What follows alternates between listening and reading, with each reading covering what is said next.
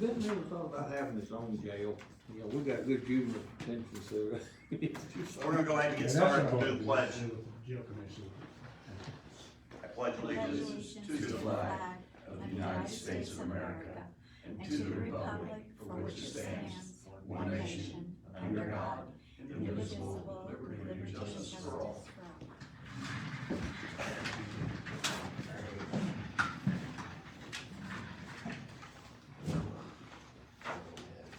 Do roll call. Commissioner Case. Here. Commissioner Garvelia. Here. Commissioner Story. Commissioner Cochran. Present. Mayor Massersohn. Okay. Short-handed, but we have a quorum, so. Item 3, reading approval of minutes, no changes that I've seen, so I need a motion to approve the minutes as presented. I make that motion. I'll second. Commissioner Case. Yes. Commissioner Garvelia. Yes. Commissioner Cochran. Yes. Public property report, Commissioner Garvelia. Yes, I have no purchase orders. The only thing that I do have is I did get the report on the water usage at Twin Oaks, and it is not, it doesn't cover the total of 40 days because the water was shut off on 12/6. But according to this report, the usage is high. I've learned that the usage was high, has been high, all year, and I'm sorry that it hasn't been tended to. We'll have to do something when the water gets turned back on and see what's creating this overage. That's it. That's all I have. Commissioner Cochran, streets and improvements. No purchase orders, no pull adjustments, have no, lake lot lease transfers. I do have item D, a discussion approval of Prairie Ridge non-hazardous waste service agreement. The standard agreement, that we have with the, Prairie Ridge landfill, and I'd like to make a motion that we approve that. I'll second that. Commissioner Case. Yes. Commissioner Garvelia. Yes. Commissioner Cochran. Yes. And that's all I have. Okay. The boys were working hard today on East Main, in McLeansville, they had a leak there. I didn't know that, seriously. Right there in the intersection. Right out, oh gee. Yeah, and it looks like they're gonna have to cut again further down near the apartments. I've noticed a spot there. Back towards the east of the intersection or west? I think it was on the east side of the intersection. That's where the coal patch was at, yeah. We might wanna rethink that when we do our grant going across, because we're gonna tie on way around the seriously, on the northwest corner. We just can't catch a break on this. Well, it's gonna continue to happen, whether like, but I didn't know they've had a leak. Thanks for letting me know. Appreciate it. They were down in the hole when I drove by earlier this afternoon, and it's like, it's East Main, so. Okay. Yeah, Craig says he was cold, I talked to him.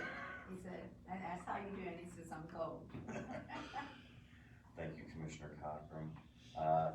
I'll handle Commissioner Story's portion. Item B, there have no purchase orders, no updates or reports, anything to report right now? No. Good, okay. Item B is discussion and approval of creating a lateral transfer ordinance for the fire department. They're like most other departments, police or fire, they're having, I mean, your lists are short. You know, trying to make it a little bit enticing for those who are already qualified, who maybe already have a career position somewhere to transfer in. It's not, it's just laying the groundwork. All we're doing is basically asking for permission for Chief Cochran and Commissioner Story and the attorney to basically look at drafting an ordinance, which I think our lateral transfer ordinance for the police department was kind of based on a statewide initiative. And this is pretty common in other things, like basically all teachers in the state of Illinois are on a lateral transfer because they move from one to the other. There's just some ins and outs that Chief Cochran had reached out about putting this in place. All we're doing is looking for some permission to start that process of trying to create an ordinance and a program for that. I thought Chief Cochran was gonna be here, but he is not. I make a motion that we begin the process of creating a transfer ordinance for their fire department. I second that. Commissioner Case? Yes. Commissioner Garvelia? Yes. Commissioner Cochran? Yes. And that's all we've got for public property.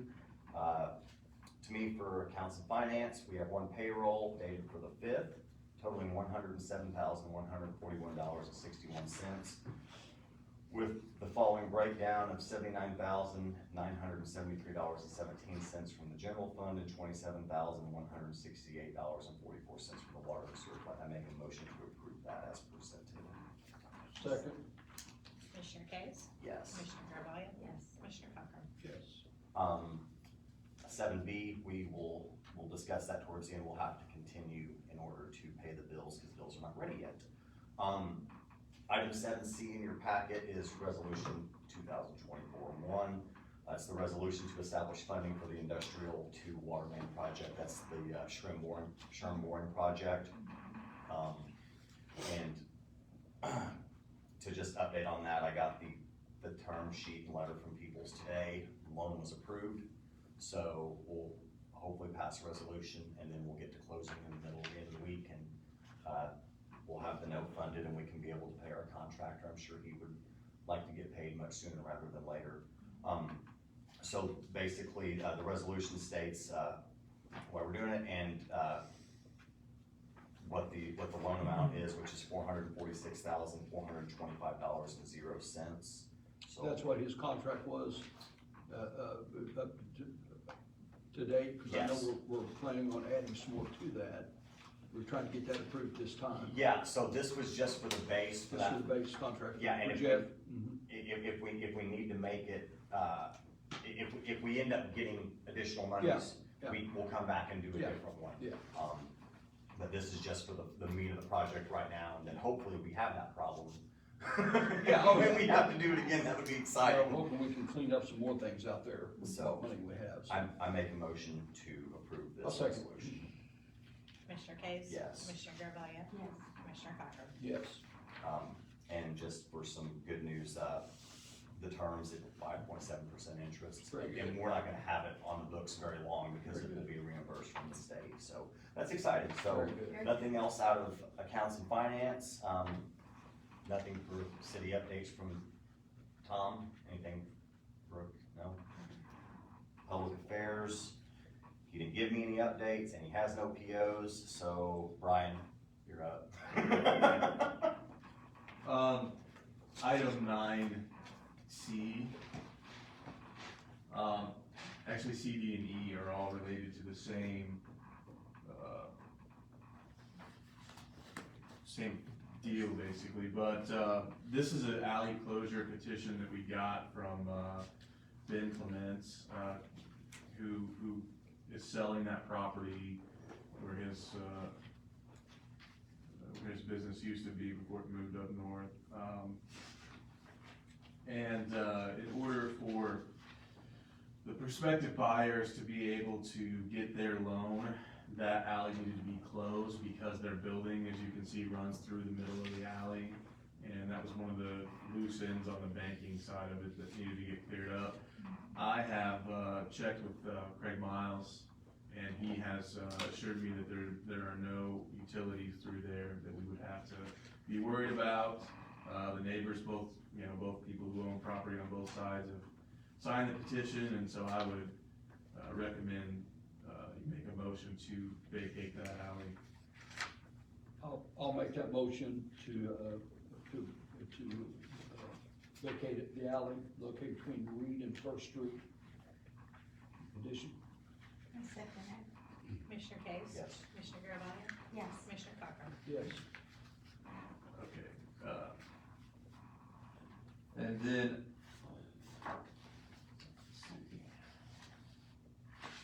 Do you have a number for me, Brooke, on that ordinance? One. That's the first one. Okay. It is the first year. First of the year. And then D, unfortunately, Bobby and April Wilkins couldn't make it tonight. April's mother is in the hospital and is having open heart surgery in the morning, so they couldn't be here. So I told them that I would most likely be able to handle the presentation, and if you have any questions, I'll answer those the best I can. You're already aware of the situation.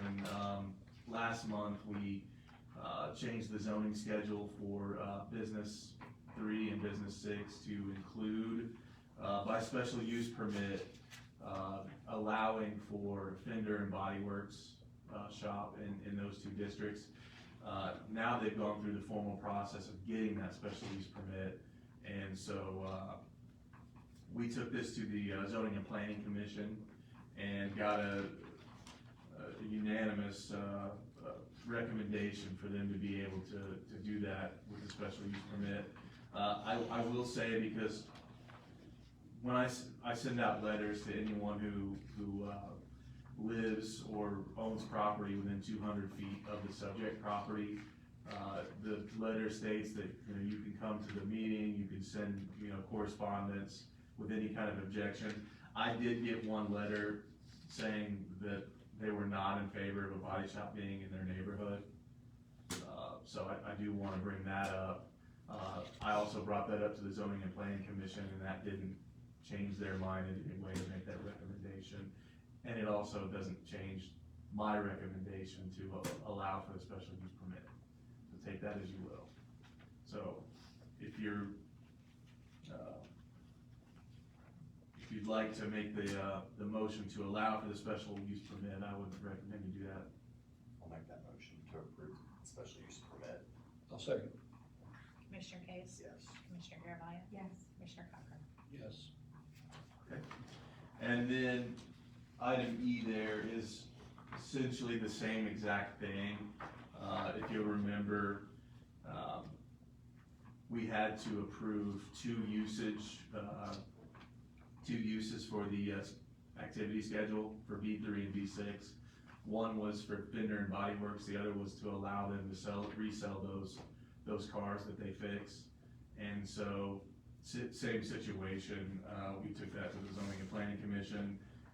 As you can see there in your packet, they got a recommendation with no objections.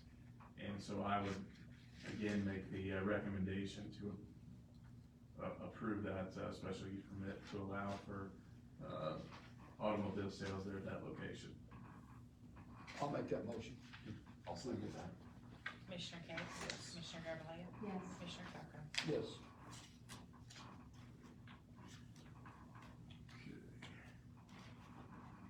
And then, last but not least here on my stuff is, the discussion and approval of creating an ordinance defining shipping containers and prohibiting the use of shipping containers as primary principal structures, accessory buildings, storage buildings, garages, living units, or other similar purposes.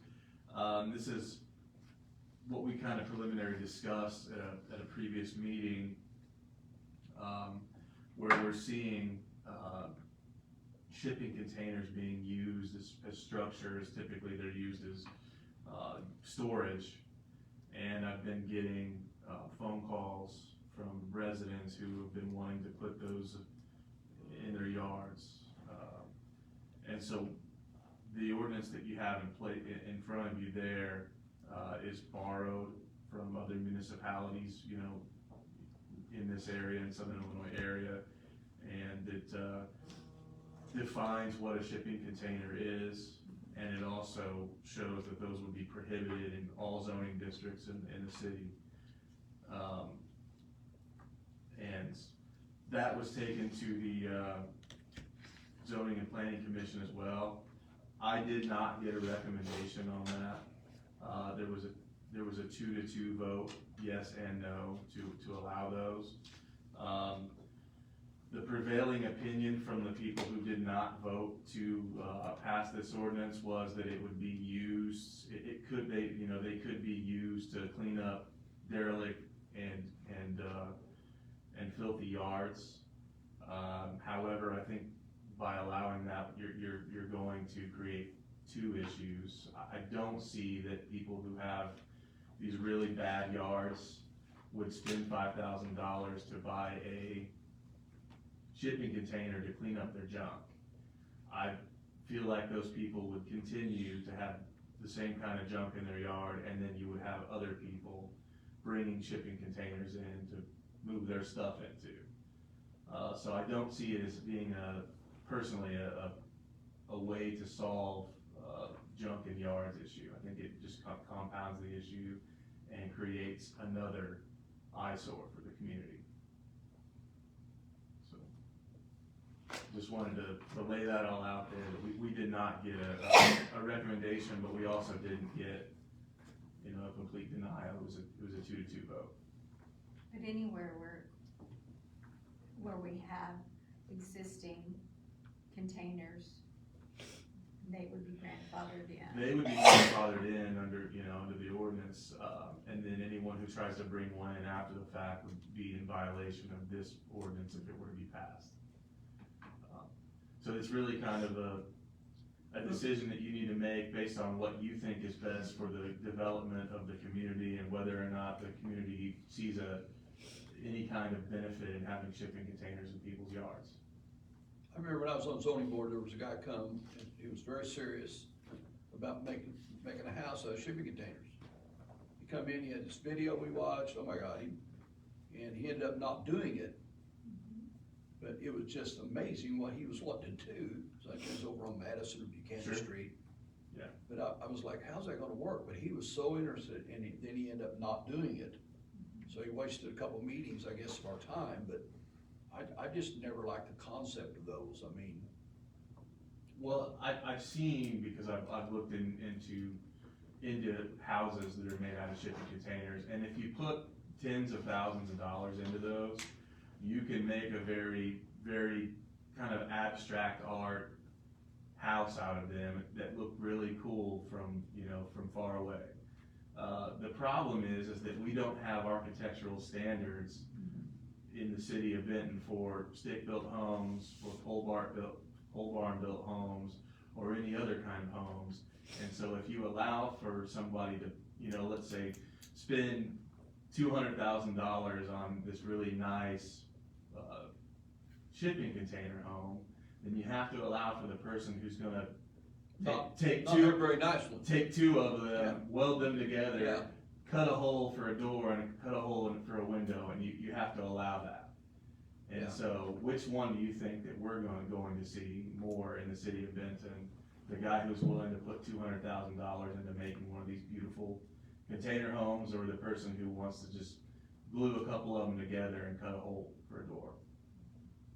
And that's what you have to account for. Yeah. Well, we have to start somewhere of clean up our city when it comes Sure. to that, so. And this is always something that we could revisit if that became a reality, if there was a large enough push for, For container homes, Yes. I mean, it would essentially have to be overturned. Right. But it could I be. just Exactly. can't imagine now or in the near future that this is going to be a huge discussion. I mean, I tend to side with you, you're gonna just see a bunch of shipping containers used as storage. Correct. And then, but again, do you allow them for one person to build a shipping container home? That's ultimately what we would be doing, is if we allow it for that one person, it's open for everybody. Correct. So, I tend to agree with you on that, because again, the idea is great. It's great, it's modern, Sure, it's- some of them it's- are amazing, they're beautiful looking structures. Now, I have looked into a little bit deeper on the construction of the container homes, and from what I've read, they don't last nearly as long as even a stick-built or even a new mobile home, because they're not built up to the same code. They're essentially just metal holes. And so there are a lot of people who are having issues over time in maintaining the standards of those homes. So, I make a motion to approve ordinance 2024-01. 02. 02, my bad, I'll second that. that one, Commissioner Case? yes. Commissioner Garvelia? Yes. Commissioner Cochran? Yes. That's all I have. Thank you, Brian. Any miscellaneous business from anyone?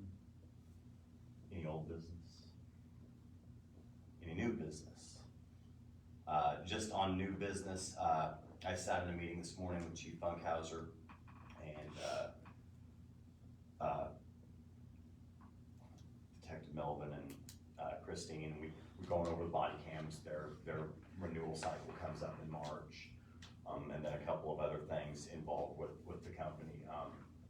You want to say anything about that? Well, our 5-year contract comes up in March, and we have to continue those body cameras. So we've gotten a breakdown of the next 5 years, what that will be. And we were also wanting to update our very archaic interview room cameras that have limited capabilities on what they can do right now. And that, the numbers that I got for that broke down to about $50,000 over a 5-year period, which would be a little over $10,000 a year. That includes the software, the cameras, the licensing, and there's a 5-year warranty on those. Once that contract is up, the equipment's still there, so it will be vastly cheaper the next 5-year contract. It'll give us the ability to shut off our cameras when a person is being interviewed wants the cameras turned off, because Illinois is a 2-party consent state, so they have to give consent to record, with the exception of a few crimes that are mandated by the state that we do record.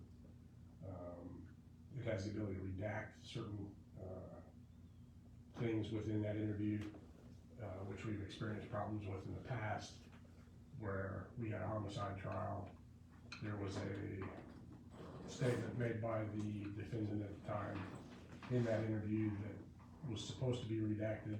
Somehow it slipped through the cracks of the state attorney's office, and it got played in front of the jury, and we had a mistrial and had to do the whole thing over again with a new jury.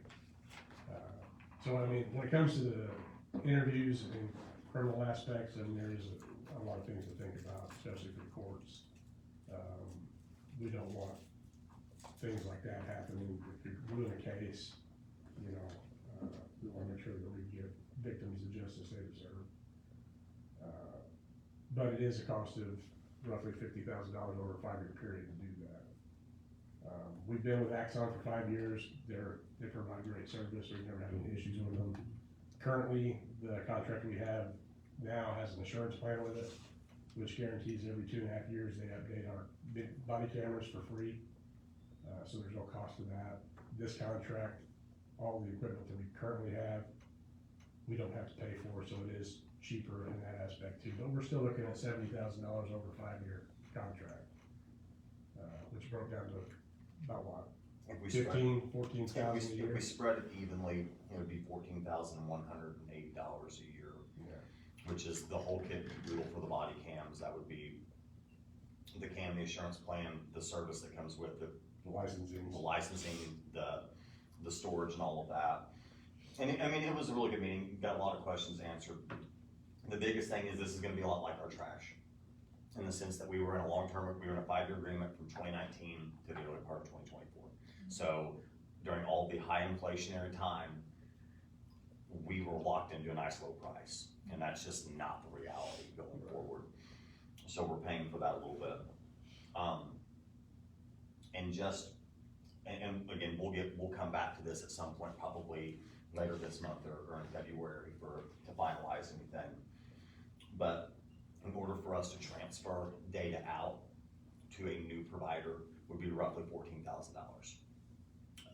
That's what Axon charges when they receive a data transfer in from another company, that they charge about $14,000 to do that. So that cost would also be in place if we were looking at a different provider. Somebody else, And there's really only one other competitor that compares to Axon, and that would be Motorola's WatchGuard. And to go to them, we would have to purchase all the equipment over again, which would be a higher cost. Currently, right now, the sheriff's department went with those, and they're sitting in boxes because they haven't had anyone from the company show up to activate, show them the training and all that. So Axon's always been real good for us. If I have a camera that goes down, we ship it, they ship us a new one back, doesn't cost us a thing. So I mean, we started that game pretty early, you know, most of these other departments right now are trying to scramble to beat the deadline that the state has put in place with the new Safety Act law. So in that aspect, we're sitting pretty good, but, switching to another company would probably be way more than what we wanna pay. On top of it, we're probably gonna get behind the 8 ball on that, with everybody trying to switch. Yeah, Then we go to the back of the line on that. yeah, But no, it was a good informative meeting, and the price with, like Chief was saying, with the interview room, they spread their installation and training out across that 5 years. So that's a big cost. The installation of everything was a pretty steep price, and that's one thing we don't have to worry about again. The nice thing is those cameras in the interview room, all that equipment's climate controlled. Even a body cam, I mean, it's running at least 40 hours a week. right. Whereas the interview room, I mean, it might go through some pretty strenuous times for a couple days, but it also might not get any use for a week or so. We hope. Couple days at least, yeah. We hope it's Yeah. long, but we'll have that coming down the pipe. And it also links with our body cameras, the storage, that we use is through evidence.com. It's user friendly to where all of our videos are done inside the interview room, and our body cameras can link up together, and we can just click a button and send it all straight to the state's attorney's office. So there'd be no more burning to DVDs and that kind of thing, which we've been doing for That's a big years. deal. I didn't know that was still a thing. Yeah, I didn't know people were still burning DVDs. yeah, that's the interview room style we have right now. Yeah. Like I said, it's old, it's outlived its use for the most part. So that's due It in gets March. us- it gets us December, fired. where our contract's due to March. Yeah, and they also mentioned that, I know our budget year is May 1st, but they said that we can continue our service with 5% of the Mhm. 70,000, which would be, I think, like 3,500. It was like 35, 45. Something like that, which we can probably find in other areas to Okay. make that payment to keep that service going. Yep, I talked with Lisa Our about that when I fiscal came up year this afternoon, was looking at some stuff like that, crunching some numbers, so. They're very good about working with however we wanna pay it, because, I mean, they had it scheduled where it starts out lower the first year, and then every year it gets a little higher, or you can just do it all at the same time, which it would be equal across the board of 5 years, so. They are willing to do a lot of work with us if we make that. Awesome. Thanks, Chief. Mhm. Anything else on new business? Matters from the public, What you been waiting for? what I've been waiting for. On the lateral transfers in the fire department, do we gain anything out of it monetarily? I know the police chief, whenever he gets a lot of hiring, we save on the training. Mhm. Well, fire department, as far as I know, they really don't have a training program, it's more like a probationary type setup. So is it just that we do away with the probationary time period? There would be an upfront savings because they still have to go to the fire academy, which would be between $8,000 and $10,000 is what it was expressed to me. Okay. So there's a single one-time upfront cost. And, cause Chief Cochran and I talked about it pretty extensively because a lot of it was why and the variations of why, and the benefits. A lot of it is if you, and again, like we wanna hire the best candidate. I think it's the same across all the departments.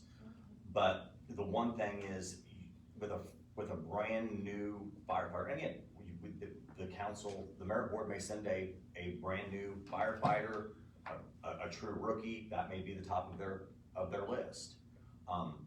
But if it's not, and we have the ability to do lateral transfer, that firefighter will not have to be babysat because they know they already have the training in place as far as how to fight a fire. So our savings though is that? I think we would see realized savings in a couple of different ways. I think we would have less overtime with a lateral transfer because they don't have to be babysat, because you can't leave that brand new rookie firefighter by themselves. Okay, we're- I'm good with that. Yeah, I yeah. just wanted to understand. I asked the actual- same questions you did. The money. Yep. And there would be, it sounds like we would work on a hard cap where they couldn't bring in 15 years of experience on our scale. That, we would not allow that. We Well, would they hard still cap. start and have to work their way up. They could come in on the scale. What do we do 18 months for the police? Yeah, 'Cause you got- that was the minimum time they had to have it someplace else. Well, they're not hard in at And I the think we probationary paid up pay to scale. maybe 3 years. That might have been, I can't They had remember, more than that. but we basically bring them in, and again, this is all hypothetical, so nothing is set in stone, I'm just trying to think of like education, for instance. If a teacher comes from, West Frankfort to Benton High School and they have 15 years experience, they come in at 15 years. They come We in have on a the scale cutoff. of 15 years, Like the 3-year base is what. we Yeah. cut off. so theirs is so with the police, it's a 3-year base, so they come in with, like, they could have 10 years, but all they get to come in at is 3. Okay, So they're not hired in at that super high level, but there's a distinct possibility that your lateral transfer in the police department, could be newer to the department, but be higher on the scale than somebody who's been there for up to 2.5 years. Yeah, But when it comes to department seniority, they are still on the bottom because they're the newest addition to that department. So those details will be worked out and finalized before we put it in. okay, I just want to know what our benefit was. Yeah, there's some pretty decent benefits to it. And thank you, I'd already had that on, and I had to mark it off on the grandfathering in, that anybody had a container already in city limits. The water usage out at Twin Oaks, is it going through the septic tank? We're not sure where the leak is. It's most likely in a line. It doesn't look like it's coming from a stool. But it's counting against us, so it's going through the meter. It possibly is going through the meter as well. I mean, yes, it's going through the meter. Well, what I'm saying is it stool leaking, or is it? No, it doesn't appear to be anything like that. Okay, well, cause if it was running constantly and going through the system and ended up in the septic tank, it'd end up killing all the bugs out that actually eat the waste in there, and then anybody using it, we'd end up putting nasty water out there in our Benton Lake. Which brings me, this discussion and approval of, Prairie Ridge non-hazardous waste service agreement. I figured the non-hazardous part, you guys got it included in for those forever chemicals to be not in that, and where to be periodic testing. As far as I know, yeah. I mean, it's a same one we had last year with them, same. Cause that, I know that's what they were recommending, that, every once in a while, take a grab sample of what they're bringing you and test it for forever drugs, which would kill out your whole plant. Tommy, I don't know, I'll have to check with Craig and Shannon out there and see, to answer those questions. I'll be glad to meet with you and talk to him about it.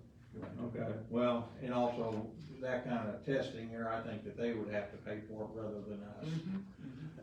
But it doesn't have to be monthly or weekly, it could be Right. just one grab every year, year and a half, at a surprise grab to just check on them.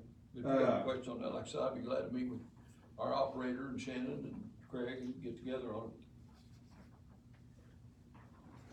Okay.